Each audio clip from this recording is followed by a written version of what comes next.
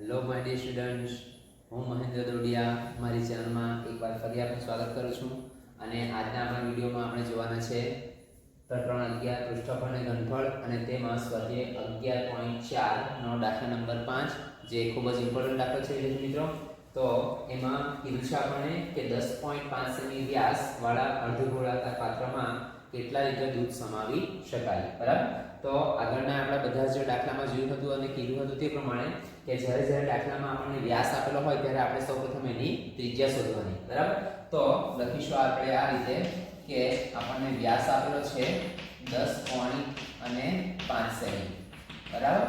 તો ત્રિજ્યા આપણે શોધીશું આ રીતે કે ત્રિજ્યા કૌંસમાં r બરાબર આવશે વ્યાસના છેદમાં 2. તો વ્યાસ આપેલો છે આપણને કેટલો? 10.5 ના છેદમાં 2. હવે વિદ્યાર્થી મિત્રો, જો બેકી સંખ્યા વ્યાસ આપણને બેકી સંખ્યા આપેલી હોય તો આપણે એને અડધા કરી શકીએ, પણ અહીંયા પોઈન્ટમાં આપેલું છે ને 10.5 આપ્યા છે એટલે આપણે એને અડધા નહીં કરતા જેમ છે તેમ જ જવા દઈશું. તો 10.5 ના છેદમાં 2 સેમી આ આપણને મળશે r મળશે. બરાબર. તો હવે આપણે અર્ધગોળાકાર પાત્રનું લખીશું આપણે આ રીતે કે અર્ધગોળાકાર પાત્રનું ઘનફળ શું આવશે વિદ્યાર્થી મિત્રો? અર્ધગોળાકાર પાત્રનું અથવા અર્ધગોળાનું ઘનફળનું સૂત્ર આવશે આ રીતે કે 2/3 પાઈ r નો ઘન. બરાબર. તો લખીશું આપણે આ રીતે કે 2/3 ગુણ્યા પાઈ ની કિંમત લખીશું 22/7 અને 10.5 છે તેને લખવાના છે આપણે આ રીતે કે 10.5 એટલે કે આપણે એને 105 બનાવવા માટે નીચે પોઈન્ટ પછી એક રકમ છે એટલે નીચે એક શૂન્ય લખીશું અને ફરી પાછા 2 પણ લખવાના છે. તે આપણે 10.5 ના છેદમાં 2 અને પહેલા 105 બનાવવા નીચે 10 લખેલા છે. ફરી પાછા આપણે લખીશું કે 105 લખીશું તો નીચે ફરી પાછા આવશે આપણે 10 ગુણ્યા 2. બરાબર. હજી જોઈશું તો ત્રીજી વખત પણ આવશે 105 અને છેદમાં આવશે કેટલા? તો 10 ગુણ્યા 2. બરાબર. તો વિદ્યાર્થી મિત્રો, આ આપણે રકમ લખી તેના ભાગ કટ કરીશું તો શું થશે કે પહેલા 7 ના ઘડિયામાં જોઈશું તો આવી રીતે આવશે કે 15 + 105.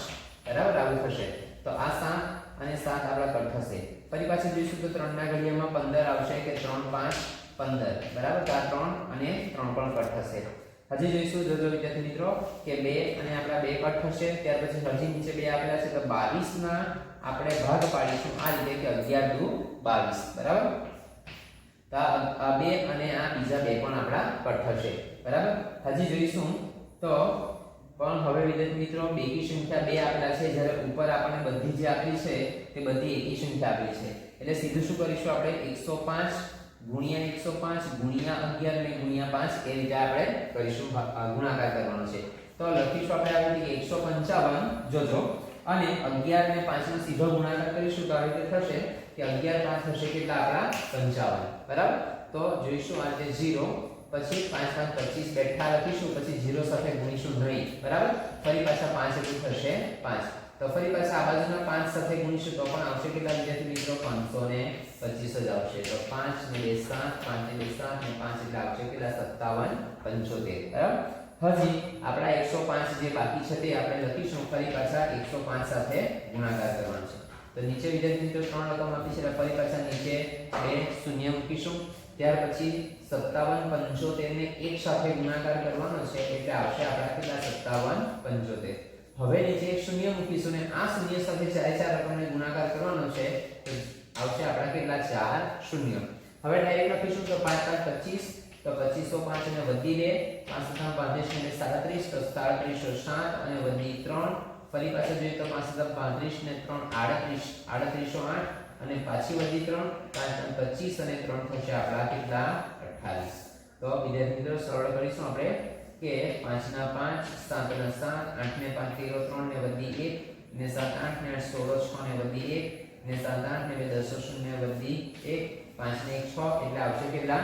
606 375. તો જોજો આવશે આપણું આ રીતે કે 606 375 અને નીચે આપણા વધ્યા છે કેટલા વધેલા છે? 2 વધેલા છે. એક વખત 2 વધેલા છે અને 10 વધેલા છે 3 વખત. એટલે શું થશે કે લખાશે 2 અને લખાશે 10 3 વખત છે એટલે શું લખીશું આપણે ડાયરેક્ટ 1000. તો 606 606 375 ભાગ્યા આપણે 2 કરીશું પહેલા જોજો તો થશે આપણે આવી રીતે કે 606 375 ભાગ્યા 2 કરીશું તો 2 તાલી 6 0 ફરી પાછા શૂન્ય નીચે ઉતારીશું ભાગ નહીં જશે તો ઉપર મૂકીશું શૂન્ય ફરી પાછા 6 નીચે ઉતારીશું થશે 2 તાલી 6 0 ફરી પાછા ઉપરથી ઉતારીશું 3 તો 2 1 2 1 ફરી પાછા 7 એટલે 17 તો ફરી પાછા થશે 2 800 17 માંથી 16 જાય તો 1 ફરી પાછા ઉપરથી કરીશું 5 તો 15 2 7 14 15 માંથી 14 જાય તો 1 ભાગી જાય એટલે પોઈન્ટ 0 0 અને ફરી પાછા થશે 2 5 10 તો વિદ્યાર્થી મિત્રો આપણો જવાબ આવે છે 303 187.5 જોજો 303 187.5 પણ નીચે હજી આપણા 1000 બાકી છે જેના 3 પોઈન્ટ આપણે ખસવાના બાકી છે તો આ 3 પોઈન્ટ હજી આપણે આગળ ખસીશું તો 1 2 અને 3 એટલે જવાબ આપણો અહીં આવશે કેટલો વિદ્યાર્થી મિત્રો કે 303.187 બરાબર આ જે થશે તો અહીં લખીશું આપણે કે 303.187 સેમી ઘન તો આ મિત્રો આપણને એનું ઘનફળ મળ્યું છે તો હવે પછી આપણે જે સેમી આપેલ છે તેને આપણે ફેરવવાનું છે આપણે પાત્રમાં કેટલા લીટર દૂધ સમાવી શકાય તો આપણે લીટરને પાછું સેમીને પાછું ફેરવવું પડશે લીટરમાં તો જોજો કેવું થશે મિત્રો અહીં લખીશું આપણે કે 1000 સેમી ઘન બરાબર 1 લીટર જોજો 1000 સેમી ઘન બરાબર 1 લીટર માટે આપણી પાસે છે 303.187 સેમી ઘન બરાબર કેટલું થશે તો લખીશું આપણે 1 ગુણ્યા 303.187 ના છેદમાં આવશે આપણા 1000 બરાબર જોજો તો ફરી પાછું જોઈશું આ રીતે થશે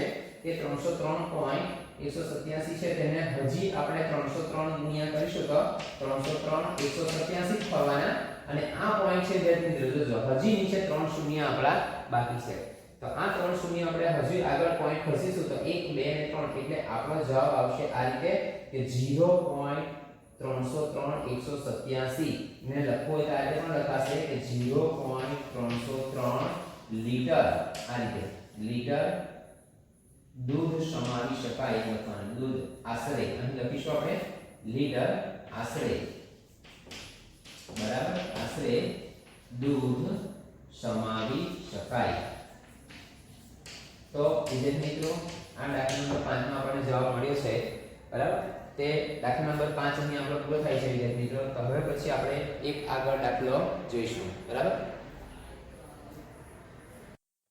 તો આગળ વિદ્યાર્થી મિત્રો આપણે દાખલા નંબર 7 જોવાનો છે ખૂબ જ ઇમ્પોર્ટન્ટ દાખલો છે વિદ્યાર્થી મિત્રો જેમાં આપણને આપ્યું છે કે એક ગોળાની વક્ર સપાટીનું ક્ષેત્રફળ 154 સેમી સ્ક્વેર હોય તો તેનું ઘનફળ શોધો બરાબર તો વિદ્યાર્થી મિત્રો આપણને વક્ર સપાટીનું ક્ષેત્રફળ આપેલું છે તો આપણે પહેલા વક્ર સપાટીનું ક્ષેત્રફળનું સૂત્ર લખીશું બરાબર અહીંયા લખીશું કે વક્ર સપાટીનું ક્ષેત્રફળ બરાબર કેટલું આપેલું છે આપણને 154 તો 154 સેમી સ્ક્વેર બરાબર તો અહીં લખીશું આપણે કે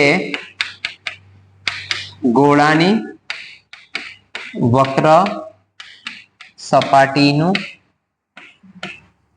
ક્ષેત્રફળ બરાબર 4 પાઈ r સ્ક્વેર 4 પાઈ r નો વર્ગ તો ક્ષેત્રફળ આપેલું છે આપણને કેટલું વિદ્યાર્થી મિત્રો 154 બરાબર પછી 4 એટલે કે 4 ગુણ્યા પાઈ ની કિંમત લખવાની છે આપણે 22/7 અને r એટલે ત્રિજ્યા કેટલી છે તે આપણને ખબર નથી બરાબર તો અહીં આપણે વિદ્યાર્થી મિત્રો ક્ષેત્રફળ આપેલું છે તો આપણે કરીશું ક્રોસ ગુણાકાર આ રીતે કરીશું તો આપણે r સ્ક્વેર શોધવાનો છે r નો વર્ગ તેની સાથે ગુણાકાર થાય છે કોનો 22 અને 4 નો તો વિદ્યાર્થી મિત્રો યાદ રાખજો આગળ પણ કીધું હતું તે પ્રમાણે કે જે આપણે શોધવાનું હોય તેની સાથે જેનો ગુણાકાર થાય ક્રોસ કરતા એકનો ગુણાકાર પણ થતો હોય પણ એક ન લખી તો ચાલે પણ 22 અને 4 આપણે લખવું પડે બરાબર તો 22 અને 4 જે વિદ્યાર્થી મિત્રો શોધવાનું હોય તેની સાથે જેનો ગુણાકાર થતો હોય તે લખાશે હંમેશા ક્યાં આગળ છેદમાં નીચે બરાબર